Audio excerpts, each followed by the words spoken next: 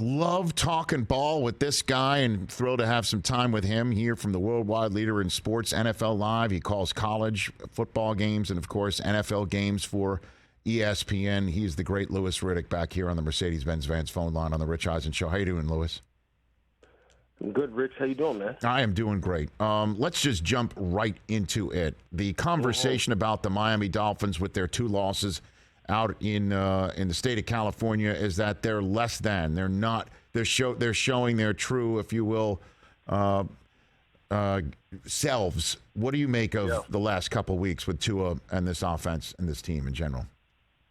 Yeah, it's weird. It's weird with Miami, isn't it? That people seem to, like, when they're doing good, they poke holes in this football team and try and discredit any kind of success they have. And then when they do bad, everyone wants to go, I told you they suck. I told you Tua was no good. I told you. And it's just there's this weird fascination with this team. And I'll tell you what, look, I look at it like this. The past 2 weeks, I think there are some things that on a macro level need to be really looked at hard by Mike McDaniel.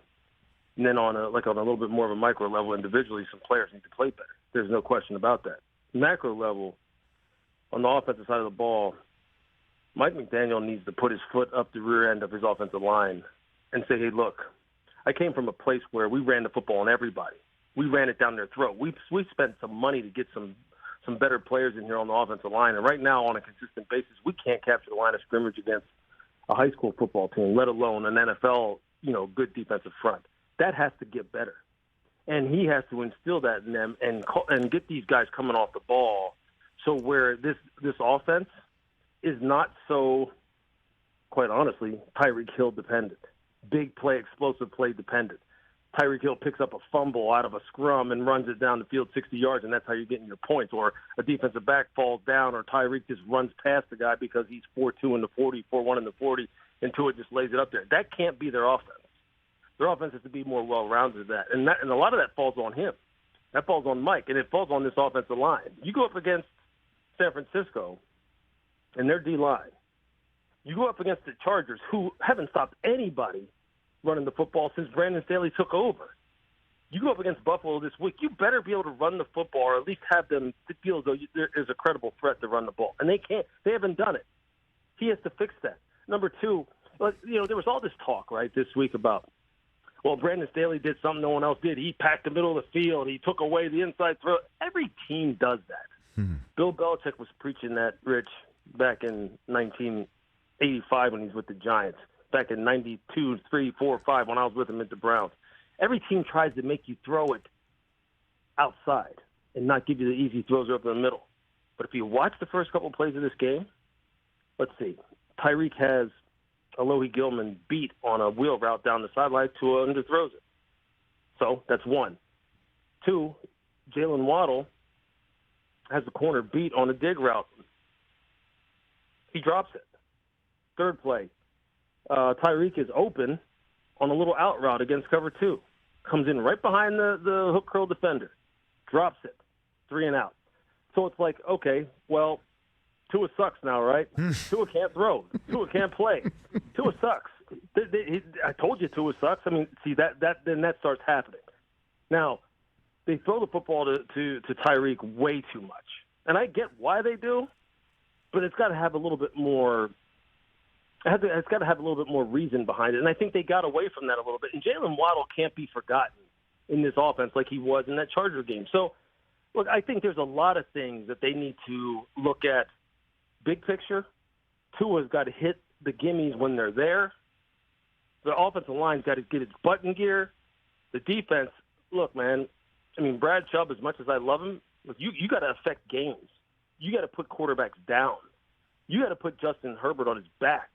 I mean, Jalen Phillips, as good as they got to get him on the ground. Melvin Ingram, you got to get him on the ground. So there's a lot to go around here, more so than just, well, the Dolphins suck, and most of all, Tua's not as good as Justin Herbert, and I told y'all. But that's what happens with this football team. We'll see. They'll be up against it this week against Buffalo, who I heard you just talking about Milano. Mm-hmm. This team, Rich, they don't fool you. Leslie doesn't try to fool you, and he'll tell you that. Leslie Frazier, the DC. They try to out-execute you. They try to out-tough you. Like, can you withstand it? Can you do what my guys can do for 3 hours? Can you stay in there? Can you stay in there? Can you keep fighting the fight? Are you going to be willing to when it's cold and this crowd just seems to be coming down on you, and it seems like the stands are moving in closer and closer and the wind starts picking up? Can you withstand it, or do you just start scoreboard watching and going, hey, when can we go up that tunnel and get on the buses and get the hell out of here? That's their test this week. We'll see. And in terms of that test, Louis Riddick here on the Rich Eisen Show, you just mentioned how Leslie Frazier doesn't try to fool you, the Bills DC, and out-execute you and see how tough you are. It sure seems like the Bengals pass that test every single time these days, right? I mean, like, how for real do you think the defending AFC champs are in a conference where we're more focused on the Mahomes and Allen of it all, Louis? I think you hit the nail on the head. Like,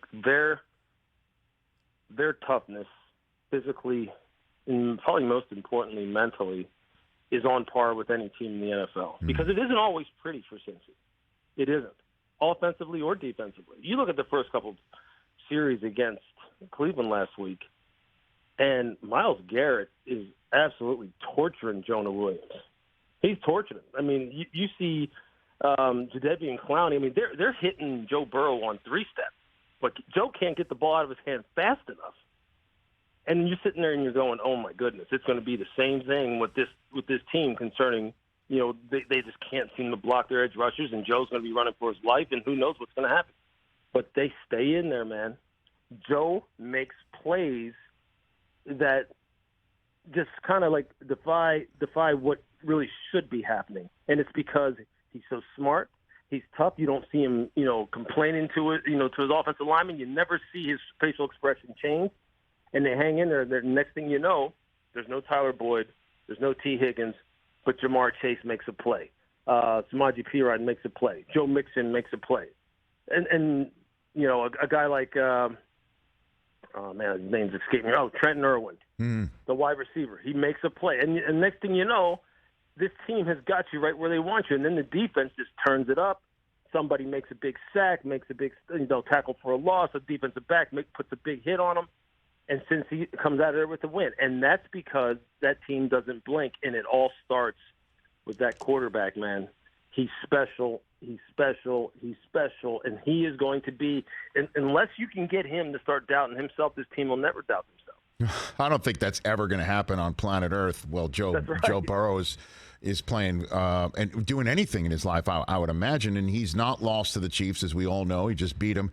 What a huge, huge, huge finale on the worldwide leader Monday Night Football is going to be when Buffalo visits Cincinnati and Week 17. So, yep. And the Buffalo offense, I know it's been discussed on NFL Live quite a bit lately about not looking the same way as it looked when it was on tilt for the first 8 weeks this season. Mahomes with a 3-interception game that let Denver back in. And you want to talk about balanced. I don't know if they care or not. I mean, they don't seem to want to run it or care to run it unless it's like, 90 seconds left to have Isaiah Pacheco angry run his way into the victorious locker room. I don't know. How do you handicap the AFC moving forward? Or if we're missing anybody right here, I'll give you the floor. Louis? No, I think, these teams all have ebbs and flows during the season, right, where they don't look as good as you think they should look. Mm-hmm. And, and then from week to week, we'll say, well, this team's in trouble. This team's in trouble. And, I think we expect too much from teams like Kansas City, or even a team like Buffalo that can look so good for 3, 4, or 5 weeks, and then they hit a little bit of a lull, and next thing you know, we're ready to sound the alarm bells. But I think once the second season rolls around here, being in the postseason, I think these teams will be back on it. Look, there's no doubt that Buffalo and Kansas City put a lot on Josh and Patrick, and they should. I mean, they're special, they're different, and it's just going to be their natural tendency to do so. But I think when you start with Buffalo, look, Sean knew before the season began that he wanted this football team to have a little bit more of a running identity and have a little bit more toughness and be able to run the football when they wanted to run it and when they wanted to take some of the pressure off of Josh and his ability to throw it. And I think they'll get back to that. I think they're still capable of doing it, and a lot of that's going to fall on Ken Dorsey, the offensive coordinator, to make sure he reestablishes that part of the game, because they know they'll be able to throw it. They know Josh will be able to do heroic stuff.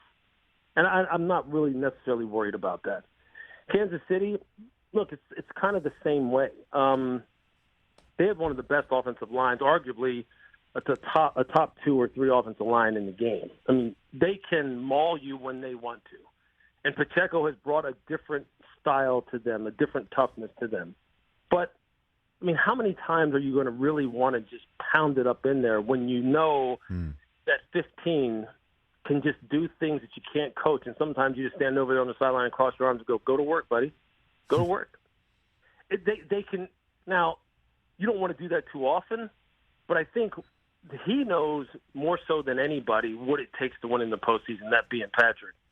And he knows that, I think this year maybe his margin for error is not as great as it's been in the past, because he had difference makers that could just do things that not many other people could do, namely Tyreek. So I think when it comes down to it and they get to this second season, both of those teams will play their best football, and it will be a tall task to knock either one of them out of there. And you'll have to play your very best, and we won't be – of course, it'll come down to, like every game comes down to, an explosive play here, a turnover there that may get them in the end. If one of those teams ultimately, and not everybody can make it to the Super Bowl, one of those teams get kicked out of there. But it won't be because there's some kind of glaring omission, in their game, or glaring weakness in their game where we can sit back and break our arms, pounding ourselves on the back, going, "See, I told you that they had this." It's not going to be that kind of situation. It's going to be because somebody else makes a play, man, and you got to give the other team credit sometimes. And I don't know. I just sometimes don't. I don't like spending so much time trying to find that gotcha, point on a team, as much so as I like to give the other team some credit. That there's some damn good teams, Rich, in the NFL. You cover it better than anybody. There's some good teams, man, and sometimes you just got to say, "Hey, that guy got me." Lewis, got me on that one. But, Lewis, this is sports talk radio. How dare you come on here and be nuanced? How dare you do such a thing? Honestly. We're losing that, aren't we? We're losing that in the coverage of this game. You're tearing at the fabric of the sports talk galaxy. How dare you do such a thing? Lewis Riddick here on the Rich Eisen Show from the worldwide leader in sports. I'm going to ask you a pointed question that is new to the NFL Super Bowl conversation scene. Because it involves Brock Purdy, and I'll just put it point blank to you. Can the 49ers, in your estimation, win it all with Brock Purdy as their quarterback? What do you think? Absolutely. Yeah. I absolutely think they can. It's one start, and, finishing a game out in another game. And I know people go, well, how the hell can you say that with that sample size? Yep. Again, I'm not looking to sit back in the weeds and wait for that gotcha moment to say, hey, I told you. Right. Told you Brock couldn't do it. He's got a great offensive line, really a cachet of running backs, provided that Debo will be okay once the postseason comes around. He's got playmakers on the perimeter. He's got a hellacious defense that he can lean on to say, hey, look, man, it's okay to punt. It's okay. We'll get you the ball back. We'll get you another shot. We'll get you another swing at it.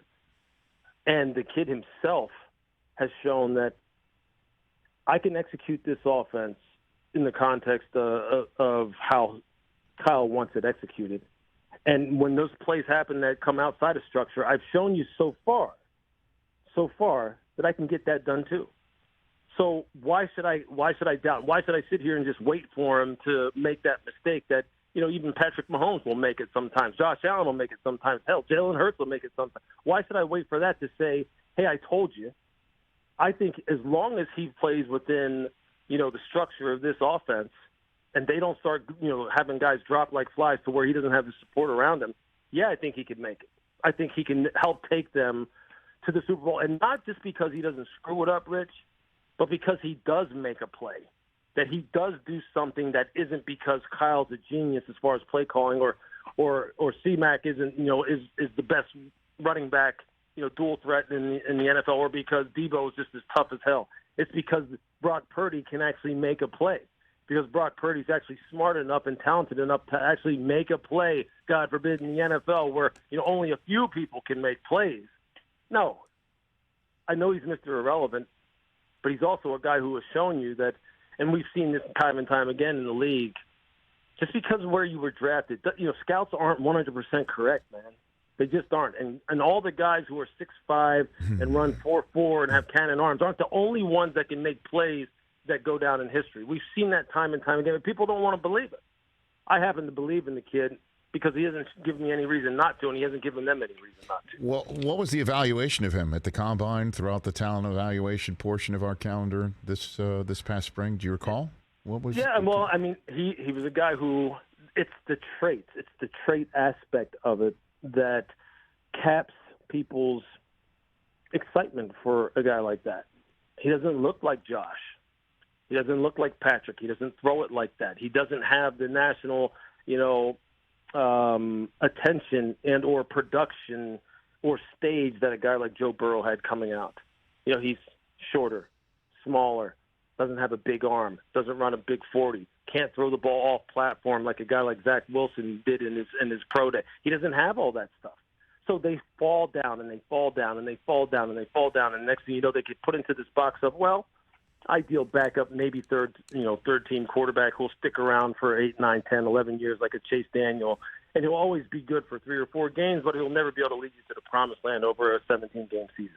That right there sounds like your typical prototype cookie-cutter scouting report on a kid like Brock Purdy. And maybe in the end that is true. But for right now, for this stretch that they need him for, because of the team that's around him, he could definitely lead them to the promised land as long as the supporting cast around him is still good. I'm not sitting here trying to tell anybody he'll be able to do Patrick Mahomes and Josh Allen type stuff or Jalen Hurts. I'm not saying that. I'd be foolish to say that. I'm not unrealistic. But see, the cool thing about football is that as much as we try to individualize this game, it's still a team game. And he's part of a real good team. And real good teams ultimately are what win Super Bowls. And I think that's really what San Francisco is banking on and what they're going to ride as far as they can ride. Well, you also just described Jalen Hurts on the Eagles too, but Hurts is shown MVP quality, game-changing, generationally talented ability. And so you mentioned the word hellacious for the 49ers defense. Cowboys, Niners, do they have an equal shot to, beat the Eagles in a one-and-done situation, you think? They sure do. Okay. They sure do. Yeah. And you know what? And what it is with Philly is kind of like what Washington showed you. The great equalizer for every team, and this is why coaches, when they talk about it, sometimes we roll our eyes and go, God, just give me something else. Right. Give me something else that's the key to the game. But they always come back to one thing, Rich. They always come back to turnover differential. Like if we can have more swings at it than you, our odds go up exponentially, especially if we can get more swings at it in terms of trying to score touchdowns on short fields. So opportunistic turnovers. And that's how Washington beat Philadelphia. And that's the one thing, along with injuries, which you never wish on a team, but those are the two things that level the playing field. And ball security is something that every guy at some point in time has a lapse with. And it's just whether or not you're conscious enough to take advantage of it. And I think that's how you beat Philly, first and foremost.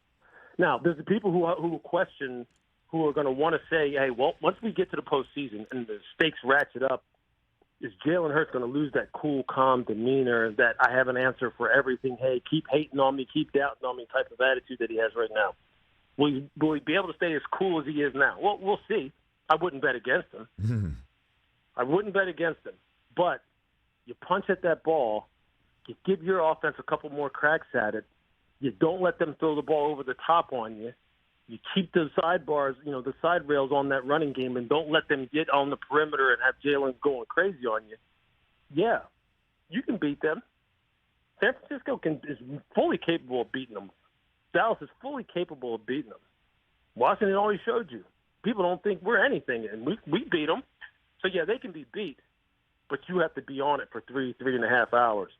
And not every team is up to that. You're the man, Lewis. I love talking ball with you. I say that every time. I don't mind repeating it. Love watching you on ESPN, and especially when you say yes to our invitation here. Thanks. I appreciate it every time, my man. Right back at you. I follow Lewis Riddick on Twitter. You should as well, at @LRiddick, ESPN, NFL and college football analyst extraordinaire from ESPN, right here on The Rich Eisen Show. Catch The Rich Eisen Show every single day on the Roku channel, 12 to 3 Eastern, for free.